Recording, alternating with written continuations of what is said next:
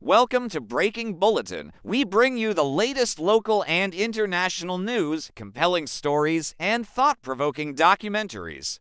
If you are passionate about staying informed, hit that like button, share this video with your friends, leave a comment below, and subscribe to Breaking Bulletin for more updates. Today, we dive into a controversial and high-stakes battle over deep-sea mining, with a Canadian company seeking approval from the United States to extract minerals from the ocean floor.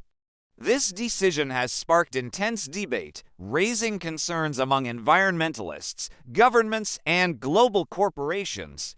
Let us break it down so everyone understands why this matters. Meet the Metals Company, a deep-sea mining firm based in Vancouver, Canada. On Thursday, March 27, 2025, they made a major announcement that sent shockwaves across the world. They want U.S. approval to begin commercial deep-sea mining in international waters, sidestepping a global regulatory body known as the International Seabed Authority, or ISA. If granted, this could rewrite the rules of ocean governance and spark a new resource rush beneath the waves. What exactly is deep-sea mining? Beneath the ocean, thousands of meters below the surface, lie vast fields of potato-sized rocks called polymetallic nodules. These nodules contain essential metals like cobalt, nickel, copper, and manganese key ingredients in electric vehicle batteries, wind turbines, and solar panels. As the global demand for renewable energy skyrockets, traditional land-based mining struggles to keep up, making deep-sea extraction an attractive alternative. The Metals Company has its sights set on a region called the Clarion-Clipperton Fracture Zone, an enormous 1.7 million square mile area stretching between Hawaii and Mexico. This zone is 13,000 to 19,000 feet deep, equivalent to stacking about 12 Empire State Buildings. They plan to deploy massive robotic machines that would vacuum the nodules from the seabed, send them up through a network of pipes to processing ships, and extract valuable minerals for the global market. The potential rewards are staggering, but so are the risks. For over 30 years, the ISA, a United Nations-backed organization based in Jamaica, has managed the seabed in international waters. Created in 1994 under the UN Convention on the Law of the Sea, the ISA is responsible for issuing permits and ensuring that deep-sea mining does not cause irreversible harm to marine ecosystems. While the ISA has granted more than 30 exploration licenses, it has yet to approve full-scale commercial mining. The reason? Regulations remain unfinished, and the scientific community is still grappling with the long-term consequences of disturbing these fragile ecosystems. The Metals Company, frustrated by delays, is now turning to the U.S. as a potential alternative.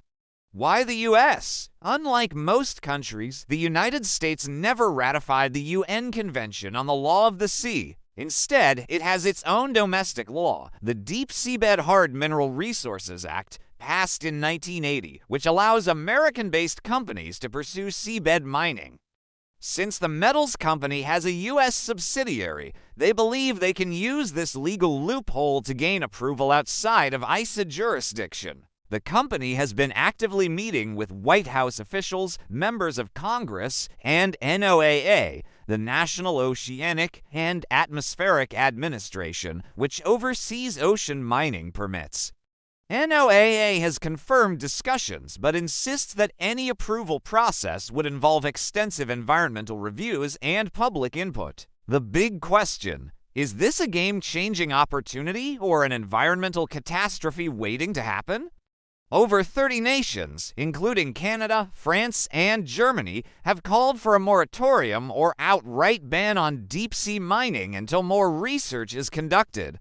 Major companies like Google, Samsung, Volvo, and BMW have pledged not to use minerals sourced from the seafloor, citing environmental concerns. The deep ocean is one of the least explored places on Earth, home to strange, otherworldly creatures like bioluminescent fish, giant squid, and ancient sponges. Scientists warn that disturbing the seabed could have catastrophic consequences. polymetallic nodules take millions of years to form and serve as critical habitats for marine life. Mining could unleash noise pollution, disrupt migration patterns, and create massive plumes of sediment, potentially smothering deep-sea ecosystems. There is also concern about how mining could impact the global carbon cycle.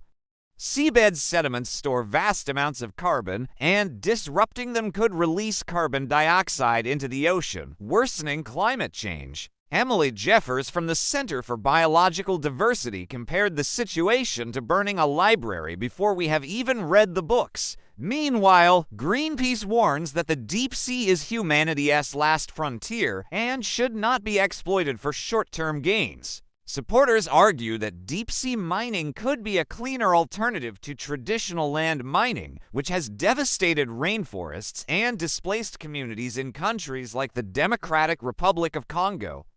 They claim that seabed extraction would avoid many of the social and environmental costs associated with terrestrial mining. However, critics counter that we lack sufficient data to make an informed comparison, and once the damage is done, it may be irreversible. With the ISA struggling to finalize regulations and the U.S. considering the metals company's proposal, this issue is at a tipping point. Will the U.S. give the green light, setting a precedent for other nations to bypass international rules? Could this spark a global deep-sea mining race with corporations and countries rushing to stake claims in international waters? Or will the pressure from environmental groups, scientists, and concerned nations be enough to halt these plans?